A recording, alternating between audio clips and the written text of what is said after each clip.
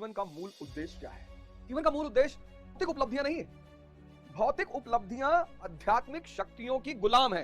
भौतिक उपलब्धि यानी मटेरियल अचीवमेंट्स, पति, महल, गाड़ी, ऐसा नहीं कि इनको छोड़ना है, नहीं रखना है।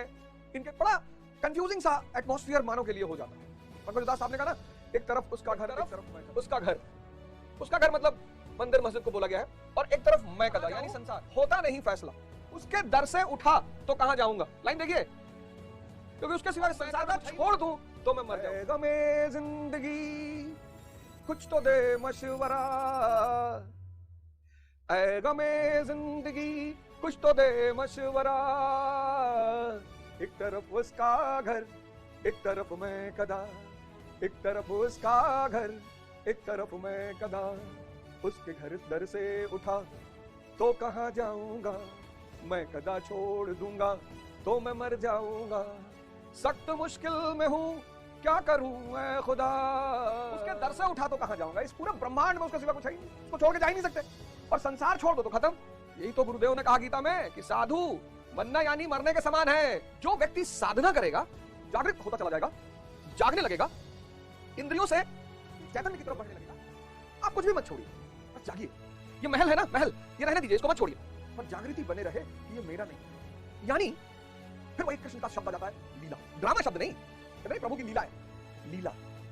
हर जागृत व्यक्ति को लीला करना अपने जीवन का मेन उद्देश्य बनाइए। धर्म परिवर्तन यानी इंद्रियों से चैतन्य की यात्रा। धर्म परिवर्तन में कभी नाम मत बदलिएगा कि श्यामलाल से शमसुद्दीन हो गए, श्यामलाल से सैमुअल हो गए, वो कोई फायदा नहीं। आप सब अपने जीवन का उद्देश्य बनाइए, किसी गुरु की तलाश करिए, इस दुनिया में रहिए, 2-4 लाख करोड़ रुपया कमाइए, कोई दिक्कत नहीं है, कोई दिक्कत नहीं। राजा जनक सन्यासी है, भगवान कृष्ण सन्यासी है, बुद्ध भी भाग कर गए, लेकिन वापस लौटने के बाद उन्होंने यशोधरा जी से कहा कोई जरूरत नहीं थी भागने की, बस ख्याल रहे।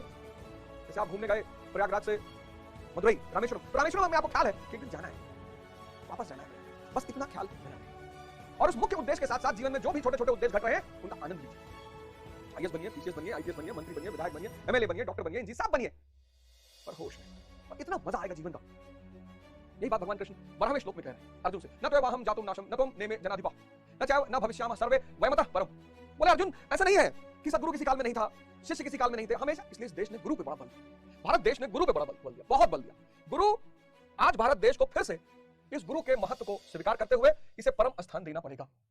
कुछ बात है कि हस्ती मिटती नहीं हमारी, सदियों रहा है दुश्मन दौरे जहां हमारा, बस इन्हीं की वजह से हमारी हस्ती नहीं मिटती।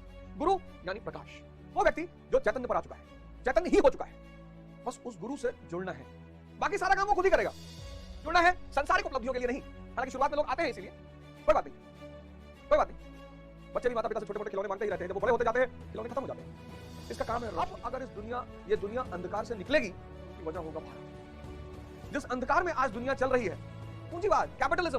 कैपिटलिज्म सिर्फ इंद्रियों को समझता है, सिर्फ सेंसस को समझता है, और आज कैपिटलिज्म अपने चरम पे पहुंचने जा रहा है। कलयुग का चरम यानी कैपिटलिज्म का चरम। सब भोगी, बाहर से, कोई स्वास्थ्य के लिए नहीं खा रहा है, सब स्वाद के लिए खा रहा है, और जो भी स्वाद के लिए खा रहे हैं बीमार हो रहे हैं।